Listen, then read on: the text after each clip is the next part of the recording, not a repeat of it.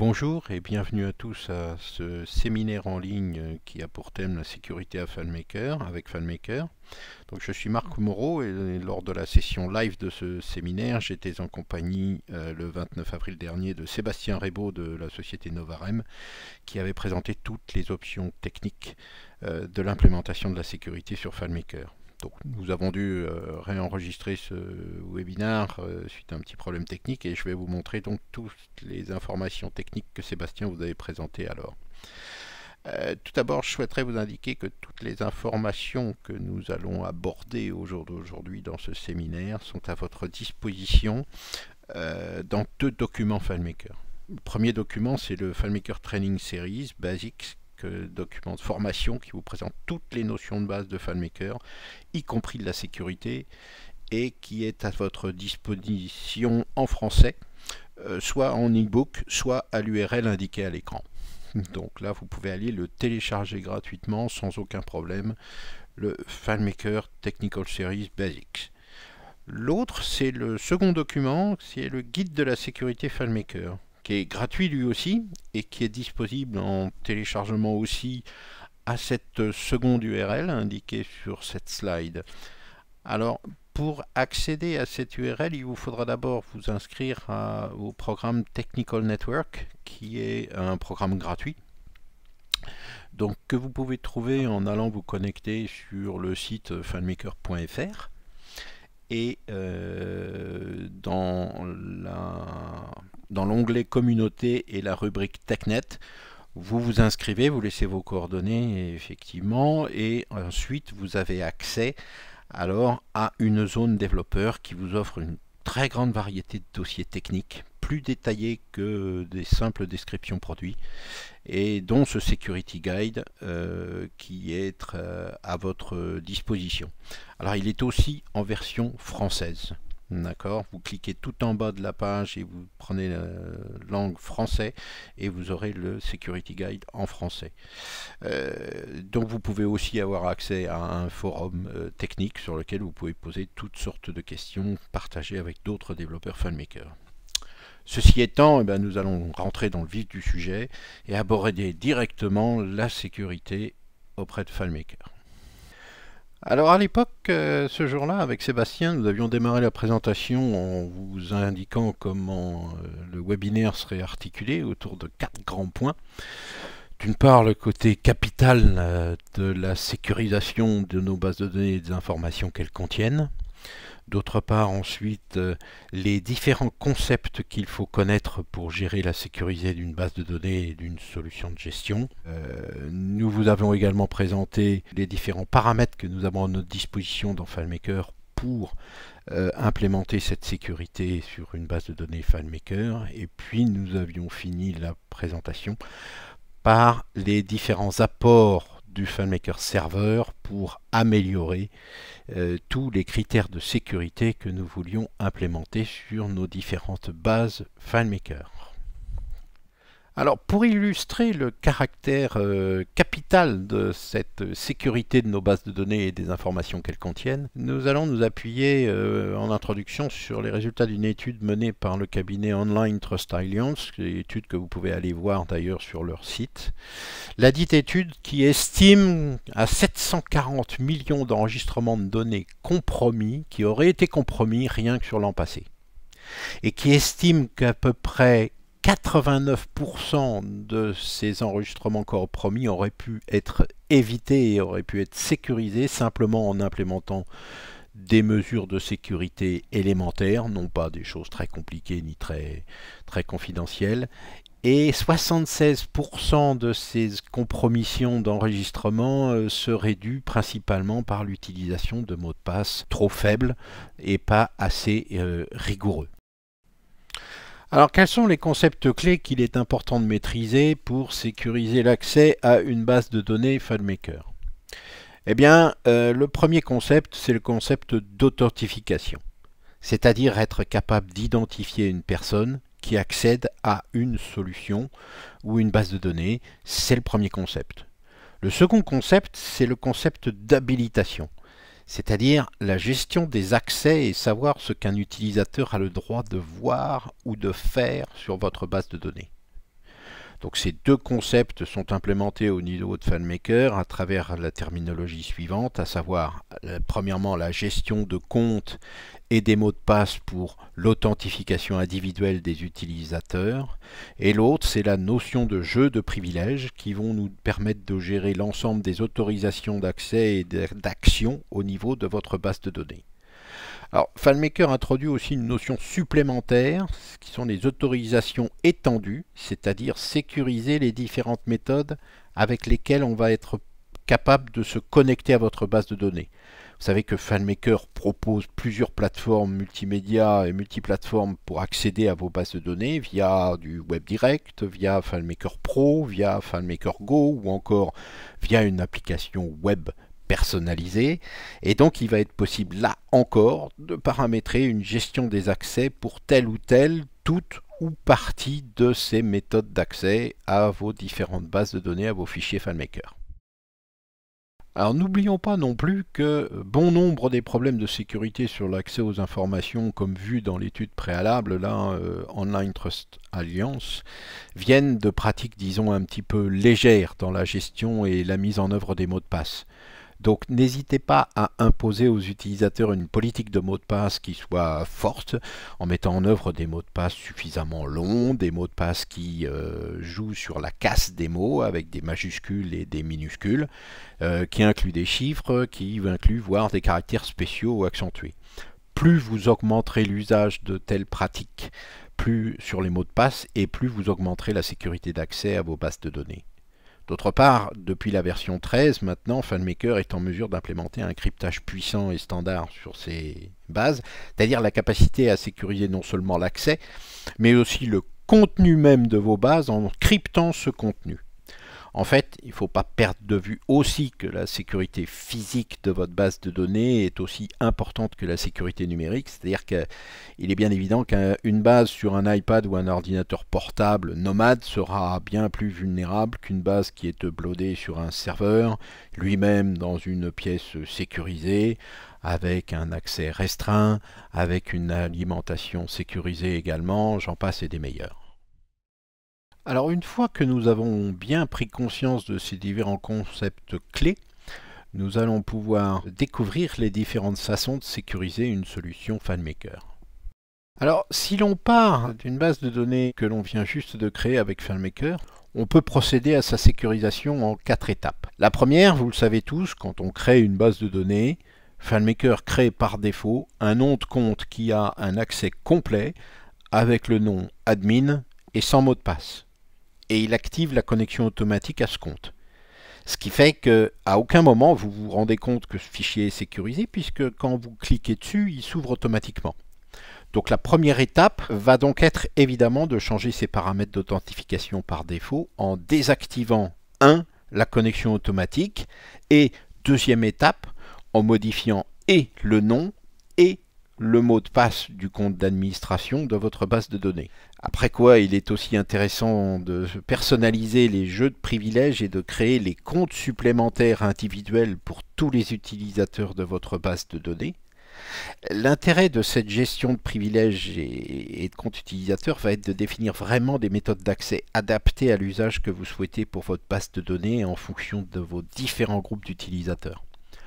Enfin, en dernière étape, nous verrons comment augmenter la sécurité du ou des fichiers en travaillant directement avec les fichiers eux-mêmes à travers soit l'interdiction de l'accès à ces fichiers à partir d'autres fichiers FileMaker Pro, ou aussi en travaillant sur leur cryptage de ces données et de ces fichiers. Alors, démonstration. Première étape, désactiver la connexion automatique et sécuriser le compte d'accès intégral. Alors, j'ai ici un fichier gestion de contact que je viens de créer. Vous remarquez que par le simple fait de cliquer dessus, ce fichier s'ouvre sans m'avoir demandé quoi que ce soit. Je vais donc commencer par aller dans le fichier, ici, option de fichier, d'accord. Et dans cette option de fichier, je vais désactiver la connexion automatique avec le compte admin sans mot de passe à l'ouverture. Voilà.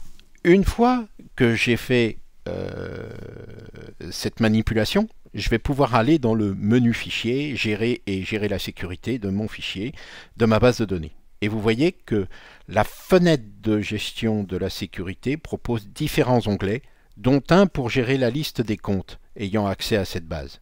Et il propose entre autres par défaut un compte invité, inactif, que je vous invite d'ailleurs à garder inactif pour se connecter à votre base, et un compte avec accès intégral, qui a pour nom admin et sans mot de passe. Alors je clique modifier, et alors là, quand on vous demande de changer le mot de passe, ne vous contentez pas juste de changer le mot de passe. Pensez aussi à changer le nom de compte. Sachez que les paramètres les plus utilisés dans tous les systèmes au jour d'aujourd'hui, y compris les vôtres, j'en suis sûr, sont admin, admin ou admin sans mot de passe. Et il est vraiment très important de différencier votre mot de passe et votre nom de compte avec accès intégral. Pareil pour le mot de passe, n'hésitez pas à utiliser un mot de passe assez long, avec des majuscules, des minuscules, des chiffres, voire des caractères spéciaux. D'accord ? À partir de là, une fois que je valide la modification, FileMaker va s'assurer que je connais bien l'identifiant que j'ai modifié. Donc là, je suis obligé de ressaisir. Chaque modification de sécurité nécessitera d'être validée. Et je me retrouve alors avec un fichier sécurisé. Pour preuve, si je clique dessus à nouveau, je vais avoir la fenêtre d'authentification de FileMaker qui va s'ouvrir et je vais devoir ressaisir mon authentification avec mon nouveau nom de compte et mon nouveau mot de passe. Donc voilà, première étape remplie. Et à partir de là, nous allons pouvoir procéder à la deuxième étape, c'est-à-dire à la création des nouveaux comptes et des jeux de privilèges personnalisés. FileMaker, si je reviens sur ma base que j'avais tout à l'heure, gérer la sécurité. Et dans la fenêtre de sécurité, FileMaker propose la création de 3 jeux de privilèges de profil d'habilitation dont nous parlions tout à l'heure. Le premier profil sera attribué à mon compte Sébastien, donc le compte Sébastien que Sébastien a créé d'ailleurs en tant qu'administrateur. Et donc c'est le compte du développeur de la base de données, FileMaker. C'est ce privilège qui sera donc utilisé par le ou les développeurs de la base ou de la solution FileMaker. Mais FileMaker propose aussi d'autres jeux de privilèges par défaut, non modifiables et non supprimables, qui sont un jeu de privilèges en saisie de données uniquement, qui permet de créer, de modifier ou de supprimer des données et des enregistrements, mais qui n'aura pas accès à la structure de base de données. Et un jeu de privilèges d'accès en lecture seule, et l'utilisateur qui utilisera ce jeu de privilèges pourra visualiser des enregistrements, mais ne pourra pas en créer ou en modifier ou supprimer, et même non plus accéder à la structure de la base. Notez que ces jeux de privilèges sont créés par FileMaker par défaut et qu'ils ne sont pas éditables. Ce qui veut dire que dès l'instant où je veux créer un jeu de privilèges, d'accord, personnalisé et adapté à l'usage que je souhaite de la base de données, je peux soit créer de toutes pièces un jeu de privilèges ou je duplique un jeu de privilèges qui se rapproche le plus de ce que je souhaite, puis je l'édite. Alors supposons que dans ma base de données de gestion de contacts, j'ai des contacts individuels, des sociétés et des remarques faites sur ces contacts. Eh bien, je souhaite donner accès à un groupe de techniciens, d'accord? Et le principe, c'est que ces techniciens aient un accès à cette base de données. Je vais donc pouvoir définir ici toutes les habilitations d'accès pour ce groupe d'utilisateurs que sont les techniciens. Je vais donc commencer par définir toutes les actions que ces techniciens vont pouvoir effectuer sur les enregistrements de la base de données. FileMaker me propose plusieurs choix, soit création, modification et suppression dans toutes les tables, soit création et modification mais sans suppression dans toutes les tables, soit lecture seule dans toutes les tables, soit accès refusé. Maintenant, je peux aller un peu plus loin et avoir une autorisation personnalisée et définir des accès personnalisés table à table. Ainsi, là, si je considère toutes les tables de ma base de données de gestion de contact, je peux définir qu'un technicien a le droit de consulter toutes les informations relatives aux sociétés, mais ne peut pas les modifier, ne peut pas en créer et ne peut pas supprimer de sociétés existantes. D'accord ? Même chose en ce qui concerne les personnes et les contacts, il peut les visualiser, mais il ne peut pas les modifier. D'accord ? Il ne peut pas en créer de nouveaux et il ne peut pas les supprimer non plus. Par contre, je veux qu'à la suite d'une intervention chez un client, mon technicien puisse créer un rapport d'intervention, c'est-à-dire sur les remarques. D'accord, les remarques existantes. Et là, il va pouvoir les voir, il va pouvoir les modifier, il va pouvoir créer des remarques et supprimer certaines remarques s'il s'aperçoit qu'il s'est trompé. Et donc là, vous voyez comment nous sommes capables de définir table par table des habilitations différentes en termes de modification et d'accès aux enregistrements. Nous pouvons aller plus loin avec FileMaker et définir que dans une table, nous pouvons décider que tel ou tel enregistrement peut avoir certaines habilitations et à l'inverse en donner d'autres à un autre enregistrement. Par exemple, supposez que nous souhaitions ici que pour un technicien, il puisse faire des modifications sur des remarques du jour en cas d'erreur, mais qu'il ne puisse pas avoir la main sur l'historique des remarques. Nous pouvons alors définir une habilitation limitée sur ces enregistrements.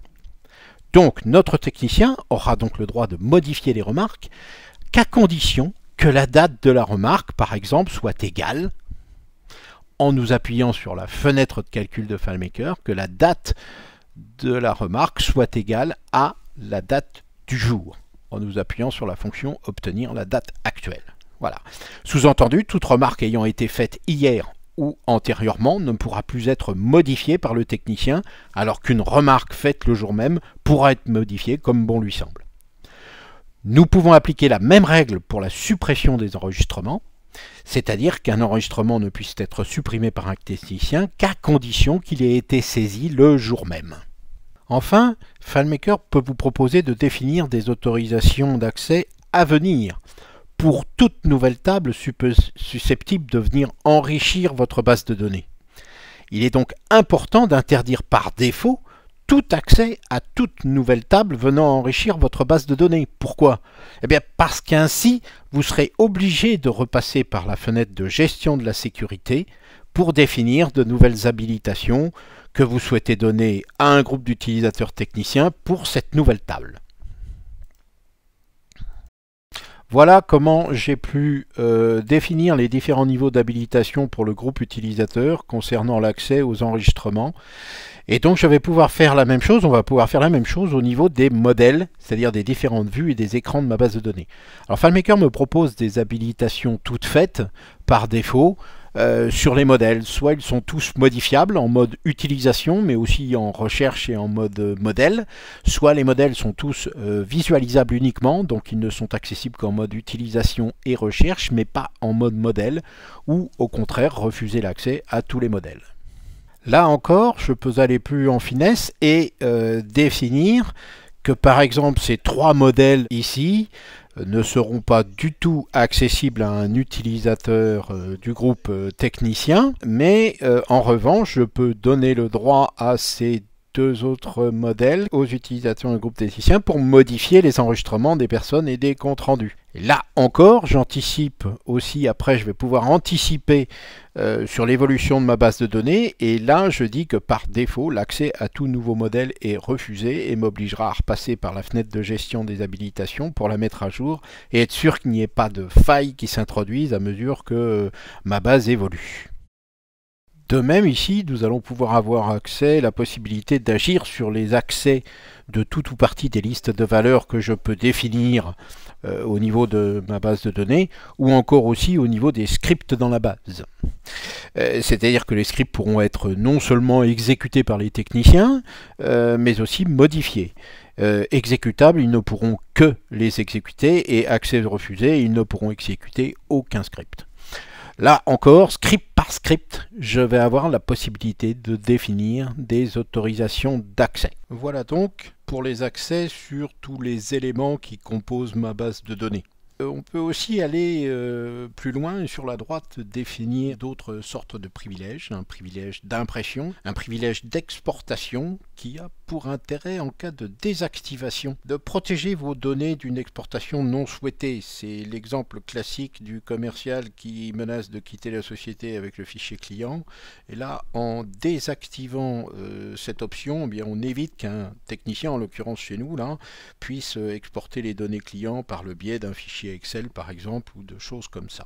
Nous allons aussi pouvoir utiliser l'option déconnecter les utilisateurs du serveur en cas d'inactivité. En effet, lorsque la base est hébergée sur un serveur, nous avons la possibilité de déconnecter un utilisateur qui aurait laissé sa base de données ouverte sur son bureau et serait parti déjeuner ou en réunion ou faire autre chose. Et ça serait donc une faille dans la sécurité d'accès à votre base de données puisque toute personne non habilitée pourrait se mettre sur son poste de travail et voir la base ouverte. De même, ici, nous allons pouvoir obliger tous les comptes rattachés à ce groupe d'utilisateurs techniciens à avoir une politique de gestion des mots de passe plus rigoureuse, en leur demandant par exemple de changer tous les 30 jours et que les mots de passe aient une longueur minimale de tant de caractères, ici 5. Voilà. Donc voilà donc pour les niveaux de privilèges que nous pouvons paramétrer au niveau de notre groupe de travail technicien. Enfin, dernière notion, la notion de privilège étendu, qui va nous permettre de définir les autorisations d'accès pour le groupe technicien à travers les différentes méthodes d'accès et de connexion à la base de données. À savoir, est-ce que l'on veut donner un accès via une connexion web directe, c'est-à-dire que le technicien pourra avoir accès à la base via un navigateur web, ou est-ce que l'on veut donner un accès au technicien via le réseau FileMaker, sous-entendu via un FileMaker Pro ou un FileMaker Go. Petite particularité d'ailleurs pour FileMaker Go, vous savez que pour toute application iOS, FileMaker Go passe en arrière-plan dès que l'iPad ou l'iPhone passe en veille ou si quelqu'un vous appelle au téléphone. Donc on dit que l'application hiberne à ce moment-là. Et donc la question est de savoir, lorsque l'application se réactive, si on va demander à l'utilisateur de se réidentifier. Et dans le cas présent, on voit que FM Reauthenticate a une valeur à 10, donc c'est après 10 minutes d'hibernation que l'utilisateur sera tenu de se réauthentifier pour utiliser et accéder à la base de données. Enfin, aussi via les autres accès, vous n'êtes pas sans savoir que l'on peut accéder à FileMaker aussi via d'autres API tels que PHP, XML ou d'autres sources de données externes en protocole ODBC, etc. Et donc nous pouvons définir les méthodes d'accès pour chaque jeu de privilèges sur notre base de données. Alors une fois mon jeu de privilèges défini, je vais pouvoir alors paramétrer des comptes utilisateurs qui seront cette fois-ci individuels. N'oubliez pas que l'habilitation définit ce que l'on a le droit de faire et l'authentification, c'est définir qui est connecté. Donc là, la notion d'individualité est très importante, surtout pour sécuriser les accès à une base avec un mot de passe partagé par plusieurs utilisateurs dans un même groupe de travail, des choses comme ça. Pensez à ce moment-là vraiment à privilégier des noms de comptes individuels. Donc à partir de là, je vais pouvoir créer des comptes individuels, par exemple le nom de compte Marc. Mettre un mot de passe si ce n'est pas à moi de définir les mots de passe. Je peux choisir l'option l'utilisateur doit changer son mot de passe à sa prochaine connexion, ce qui fera que Marc à sa prochaine connexion sera invité à définir un mot de passe qui lui est propre en lieu et place du mot de passe générique que je viens de lui assigner. Puis je peux ici choisir parmi tous les jeux de privilèges les 3 par défaut que me fournit FileMaker, plus le jeu de privilèges technicien que je viens de créer. Donc là, Marc a le jeu de privilèges technicien. Me voici donc avec un nouveau compte utilisateur. Et notez ici la possibilité d'activer ou de désactiver ce compte, ce qui permet d'empêcher l'accès à la base par un compte utilisateur juste en le désactivant, qui ne supprime pas le compte utilisateur mais qui permet de lui redonner après par la suite accès à la base avec son mot de passe en le réactivant par la suite. Donc FileMaker s'assure bien que je dispose d'un identifiant accès complet pour faire ces modifs et ces paramétrages. Je suis obligé de me réidentifier à chaque fois. pour ces modifications de paramètres et de profil sécurité. Donc me voilà maintenant avec une base que je peux ouvrir avec un profil technicien. Donc vous voyez maintenant que si je rouvre ce fichier et qu'au lieu de me connecter avec le nom de compte Sébastien, je me connecte avec le nom de compte Marc et le mot de passe générique que je lui ai affecté, vous voyez que comme j'ai demandé à Marc de se choisir un mot de passe personnel, il doit en ressaisir un, d'accord, et en plus, s'il le fait que 3 caractères par exemple, alors que j'avais demandé un minimum de 5 caractères, bien voilà, le système va lui indiquer que, lui rappelle qu'il doit avoir un mot de passe avec 5 caractères ou plus. Donc je dois ressaisir un mot de passe suffisamment fort. Et me voilà donc authentifié en tant que Marc et habilité en tant que technicien. Donc là, d'ici, comme indiqué je suis en technicien. Et donc, comme paramétré dans mon jeu de privilèges, je n'ai effectivement pas le droit de créer une nouvelle personne, pas le droit de supprimer une nouvelle personne ou de les dupliquer.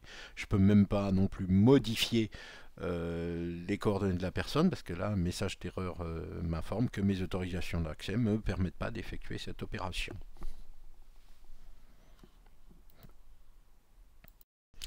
Notez que si je fais une remarque, je fais une recherche parmi les remarques, je vois que sur la remarque par exemple du 5 mars, eh bien, je n'ai pas la possibilité, je n'ai pas la main et je ne peux modifier quoi que ce soit, car toute remarque n'ayant pas la date du jour, c'est-à-dire le 29 avril aujourd'hui, je ne peux pas la modifier et je ne peux pas la supprimer. Tout ça est bien conforme aux habilitations du profil technicien. Par contre, si je veux créer une remarque datée du jour du 29 avril, là, en tant que technicien, je peux tout à fait saisir un compte-rendu, car je suis habilité à saisir une remarque datée du jour. Et également, si je m'aperçois que je me suis trompé, je suis aussi habilité à la supprimer. Donc si vous regardez aussi en haut la liste des modèles de ma base de données, en tant que profil technicien, je n'ai accès qu'aux modèles personnes et aux modèles compte rendu, et je n'ai pas accès aux modèles que j'ai mis dans archives et qui du coup sont en grisé. Voilà donc comment, dans ma base de données FileMaker, j'ai été capable de définir un jeu de privilèges d'accès adapté à l'usage d'un groupe d'utilisateurs de techniciens et de définir des comptes qui permettent d'authentifier cette fois-ci les techniciens en particulier en leur octroyant des droits afférents à leur compte. Alors, lorsqu'on est dans un système d'information un petit peu plus étendu, comme dans une grande entreprise, il arrive parfois que la direction des services informatiques, la DSI, mette en place dans ce système informatique ce que l'on appelle un annuaire. Annuaire qui va regrouper l'ensemble des utilisateurs, lesquels utilisateurs auront un identifiant, un mot de passe, et appartiendront à un ou plusieurs groupes de cet annuaire. Donc on va pouvoir, avec FileMaker, s'appuyer sur cette authentification externe.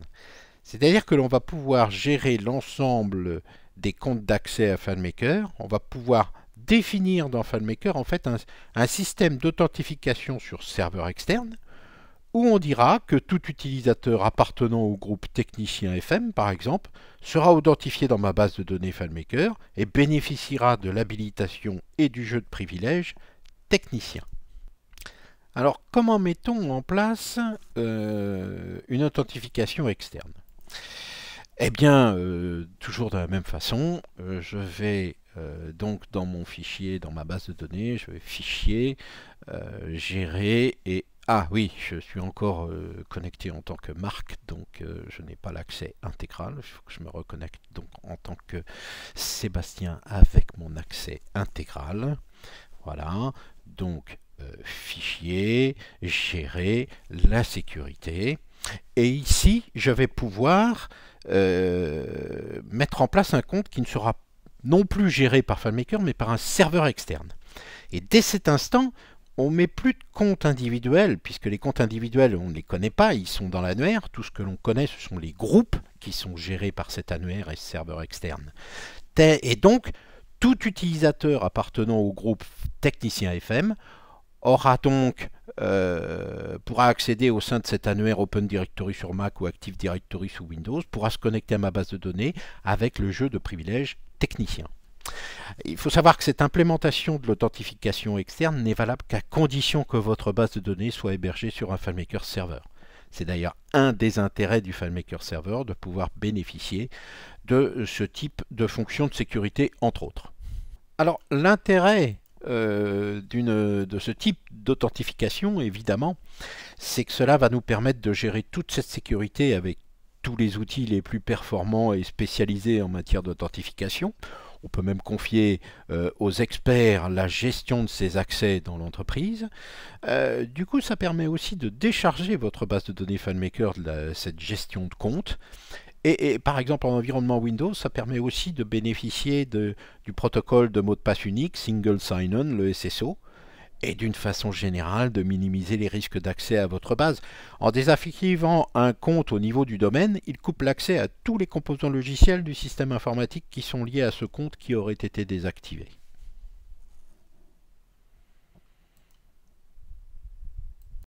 Alors, dernier point maintenant va être d'assurer la sécurité du fichier en tant que tel. C'est-à-dire que pour ce faire, FileMaker va nous proposer deux méthodes complémentaires pour assurer cette sécurité. Alors, je dois me reloguer en tant que Sébastien avec le mot de passe intégral, voilà, etc. Donc, il faut savoir qu'un fichier FileMaker externe, qui aurait été créé par quelqu'un d'autre, peut tout à fait utiliser les données de ma base de données contact que j'ai là. D'accord? Et donc, je vais avoir tout intérêt à m'assurer que n'importe qui, même si son compte ne lui donne qu'un accès restreint, ne puisse créer des fichiers à part extérieurs qui travailleraient avec les données de ma base de données. Alors pour ce faire, je vais avoir la possibilité de gérer l'accès à mon fichier FileMaker par d'autres fichiers FileMaker. Et en exigeant par exemple que tout fichier qui souhaite accéder à mes fichiers de base de contact ne puisse le faire qu'à condition de connaître les jeux de privilèges d'accès intégral à mon fichier. Donc si je reste dans cette situation-là, tous les fichiers qui définiraient mon fichier comme source de données externes devront connaître, pour se loguer, mes identifiants en accès complet. Mais je peux aussi avoir une démarche beaucoup plus proactive et dire autoriser par exemple l'accès pour un autre fichier client à accéder à ma base de contact. Et donc ce fichier, il faut que je me logue avec tous les droits intégral aussi. Et donc maintenant ce fichier client externe, qui est un autre fichier extérieur à ma base de données, à partir du 29 avril 2014 à 11h35 secondes, ce fichier a accès aux données de ma base de données de gestion de contact. Mais aussi toutes ces copies, ces clones, qui auront accès à mon fichier en gestion de contact. Donc là, c'est aussi non seulement ce fichier-là, mais les copies. De même, si je veux annuler cette autorisation, ben je peux le faire et tous les fichiers issus du fichier client en question, du fichier externe en question, ne pourront plus accéder à ma base de données contact.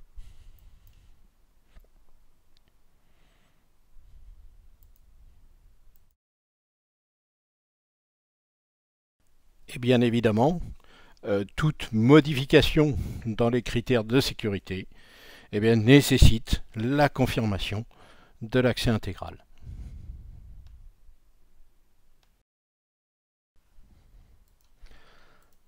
Enfin, nouveauté de FileMaker 13, la possibilité pour assurer la sécurité du fichier en tant que tel, l'activation du cryptage passif. Supposez qu'un utilisateur mal intentionné ait quand même été capable de casser la barrière de vos mots de passe de votre base FileMaker. Vous allez avoir la possibilité d'activer ce cryptage et il aura accès au fichier. Mais le contenu en sera complètement crypté, il ne pourra rien en faire. Alors, comment cela va-t-il fonctionner ? Alors, je vais avoir la possibilité, grâce à la version FileMaker Pro Advanced, je ferme mon fichier, et d'accéder aux options utilitaires développeurs qui sont spécifiques à FileMaker Pro Advanced. Et je vais donc pouvoir choisir le ou les fichiers qui composent ma solution et décider d'appliquer à ces fichiers un cryptage. Alors, si j'avais plusieurs fichiers, je les mettrais là. Je choisis donc le lieu de travail, c'est-à-dire le lieu où vont être stockés les résultats de mes fichiers cryptés. Donc, je vais mettre là un fichier encrypté et je vais paramétrer le cryptage en appliquant cette option ici qui va être activer cryptage base de données. Notez qu'à partir de cet instant, tous ces fichiers seront dotés d'un ID partagé commun. L'idée, c'est que lorsqu'un ID de cryptage sera demandé, alors cet ID de cryptage s'appliquera sur l'ensemble de ces fichiers.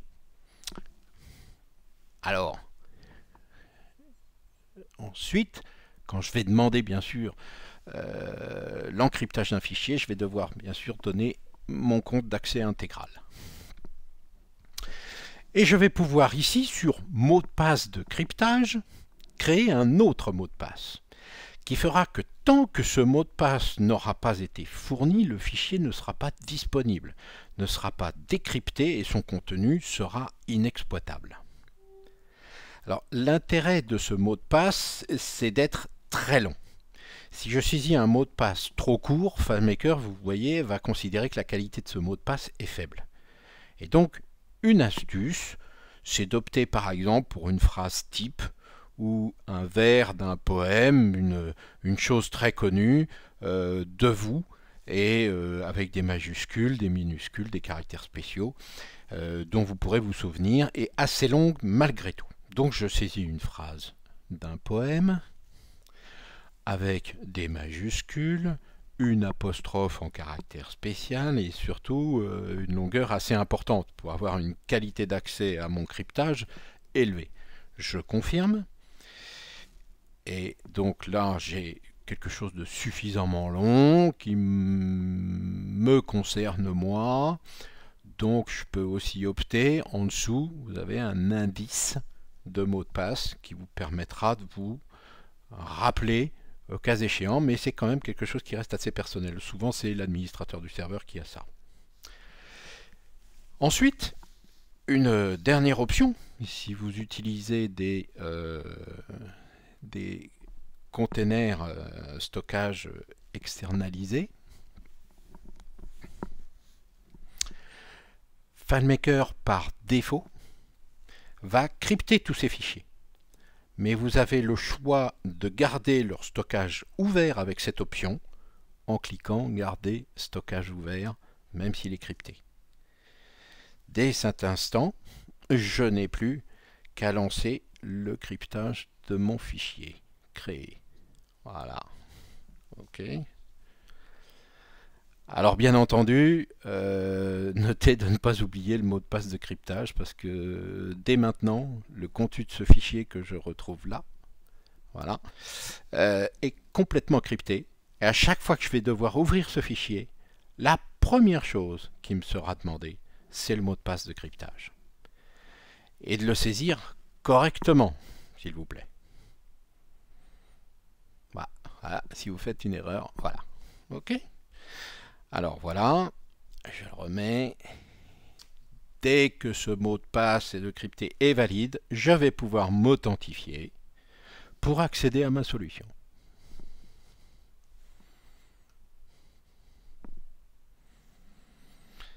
C'est la première personne qui ouvre le fichier qui doit entrer le mot de passe de cryptage. Et ensuite, même si une personne part avec une copie de ce fichier, elle ne pourra rien en faire sur une autre machine si elle ne connaît pas le mot de passe de cryptage. Le fichier, une fois ouvert, toute personne voulant s'y connecter n'aura pas besoin du mot de passe de cryptage, mais ce mot de passe de cryptage est juste pour la première ouverture. Quand votre fichier est hébergé sur le FileMaker Server, c'est l'administrateur du serveur qui pourra entrer depuis sa console d'admin le mot de passe de cryptage, puis tous les utilisateurs n'auront, eux, besoin que de s'identifier. Voilà, nous avons vu les 4 étapes permettant de sécuriser une base de données FileMaker. Enfin, quelques conseils supplémentaires que nous vous recommandons d'une manière générale. Lorsque vous allez mettre en place une politique d'identification, pensez à tester de fond en comble votre base de données. Créez des comptes pour chaque jeu de privilèges, testez votre interface pour la création, la modification de données, essayez de voir s'il n'y a pas de faille de comportement inattendu par rapport aux règles de sécurité que vous avez définies. D'autre part, si vous avez une solution multifichier, notez que la gestion de la sécurité FileMaker se fait fichier par fichier et donc vous êtes contraint de créer et gérer des comptes utilisateurs et des jeux de privilèges pour chacun de ces fichiers de votre solution. N'hésitez pas à vous appuyer sur des scripts dans FileMaker pour vous aider à recopier des comptes, des jeux de privilèges d'un fichier à un autre pour vous éviter de refaire toutes les manipulations un peu fastidieuses pour chaque fichier.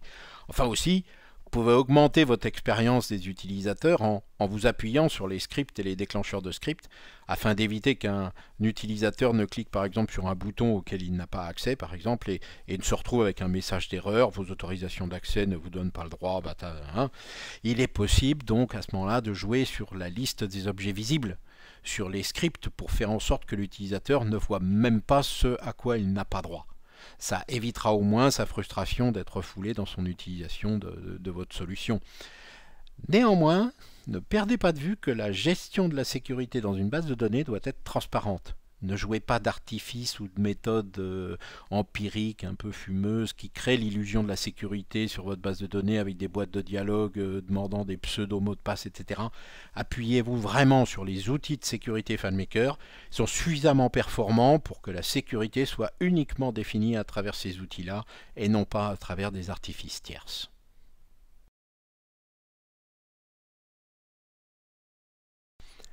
Alors pour terminer, je voudrais conclure en vous montrant l'apport que FileMaker Server vous amène dans l'amélioration de la sécurité d'accès à vos solutions en base de données FileMaker. En quoi FileMaker Server va vous permettre d'améliorer cette sécurité? D'abord parce qu'il va vous offrir la sécurité physique de vos données. N'oubliez pas qu'un FileMaker Server, c'est un logiciel installé sur une machine serveur, elle-même installée dans une salle blanche ou un local fermé à clé avec une accessibilité restreinte, ce qui n'est pas négligeable en matière de sécurité. Un fichier sur un iPad ou un ordinateur portable est effectivement bien plus vulnérable qu'un fichier sur un serveur enfermé sous clé. D'autre part, avec FileMaker Server, vous allez pouvoir profiter des fonctions de sauvegarde automatique, même quand les fichiers sont ouverts et que les gens travaillent dessus, qui seront autant de possibilités de garder des copies en cas de crash ou de récupération de données nécessaires. Puis enfin, le FileMaker Server va être plus que recommandé et même préconisé pour mettre en place l'authentification externe, le cryptage SSL du fichier de base de données entre le client et le serveur. En effet, le dialogue entre les clients FileMaker Pro, FileMaker Go ou navigateur web avec le serveur peut théoriquement être écouté sur le réseau. Et donc l'activation du cryptage SSL propre au FileMaker Server permet de crypter aussi ce dialogue sur le réseau. Enfin, vous allez pouvoir jouer sur la notion de filtre d'accès, éviter que l'utilisateur qui accède à cette ouverture à distance sur le FileMaker Server n'ait accès et ne voit que les fichiers pour lesquels il a l'identification.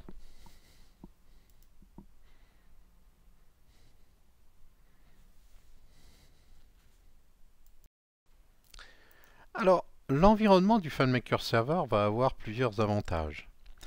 Le premier est ici en haut à gauche, c'est la possibilité d'être interfacé avec un annuaire d'entreprise Active Directory ou Open Directory pour que la gestion des accès soit gérée par cet annuaire et non plus par FileMaker. Et donc vous n'aurez plus qu'à paramétrer l'authentification externe au niveau du FileMaker Server. Deuxièmement, vous allez sécuriser via le FileMaker Server l'accès aux sources de données externes en ODBC par exemple. Vous allez aussi pouvoir mettre en place un firewall pour limiter l'accès à vos données depuis l'extérieur, pour les connexions via WebDirect ou pour les postes mobiles par exemple. Et puis aussi, vous allez pouvoir crypter les dialogues qu'il y a entre les différents composants qui dialoguent avec le FileMaker Server, avec l'implémentation du protocole SSL. Alors ce qu'il faut sécuriser sur un FileMaker Server, est accessible via deux principaux onglets sur la console d'administration du serveur. Le premier onglet, donc là je vais me connecter sur ma console d'administration, donc là j'ai la partie serveur de base de données sur lequel je vais me connecter, et cette partie-là j'ai donc l'onglet sécurité, et dans laquelle je peux activer l'authentification via des comptes FileMaker uniquement ou via l'authentification externe. D'autre part, je vais aussi avoir la possibilité d'activer des filtres d'affichage, c'est-à-dire que je vais pouvoir n'afficher à tout utilisateur qui se connecte à distance que la liste des fichiers sur lesquels il dispose d'un compte. Et je vais ici pouvoir activer le cryptage SSL pour les dialogues entre le serveur et les postes de travail. Enfin, l'autre onglet, c'est l'onglet Client FileMaker. Et je vais avoir là la possibilité de définir la période d'inactivité à l'issue de laquelle l'utilisateur sera déconnecté. Dans notre exemple, par exemple, là, pour les techniciens, ce paramètre permet de dire que tout technicien ayant gardé la base ouverte sans activité dessus sera déconnecté au bout d'un certain temps. Temporisation définie ici, dans ce champ, et ici, un tempo de 60 minutes.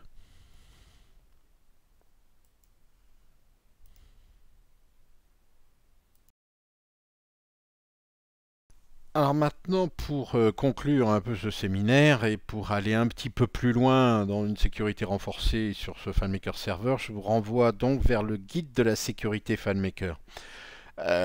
Sur lequel vous pourrez découvrir dans ce document comment sécuriser l'information SMTP via SSL, comment configurer des groupes d'administrateurs, c'est-à-dire donner la possibilité à différents groupes administrateurs de gérer des bases de données hébergées sur un même FileMaker serveur en définissant un périmètre de droit pour chacun de ces groupes. Vous pourrez vous appuyer sur les journaux d'accès pour contrôler le trafic et aussi avoir des alertes par mail pour gérer les erreurs d'accès au niveau de votre serveur, pour être averti de ces erreurs par mail automatiquement depuis le serveur. Alors en guise de conclusion sur ce séminaire sur la sécurité, il est clair là maintenant que FileMaker vous propose quand même une gamme d'outils de sécurisation importante qui permet de mettre en place des solutions en accès sur réseau local ou réseau distant. Mais comme le dit la situation, le risque réside dans ce qui reste après que nous ayons cru avoir pensé à tout. En fait, évidemment, le risque zéro n'existe pas. Mais comme nous l'avons vu dans l'étude que nous avons en début de cette présentation, un minimum de mesures élémentaires permet grandement de limiter les risques en question. Donc si vous implémentez les règles de sécurité telles que nous les avons vues ensemble, nous ne pouvons pas quand même effectivement garantir à 100% que personne ne pourra jamais accéder à vos données, mais en dehors de vrais hackers pirates et de la NSA, il n'y aura plus grand monde capable de vous pirater vos données.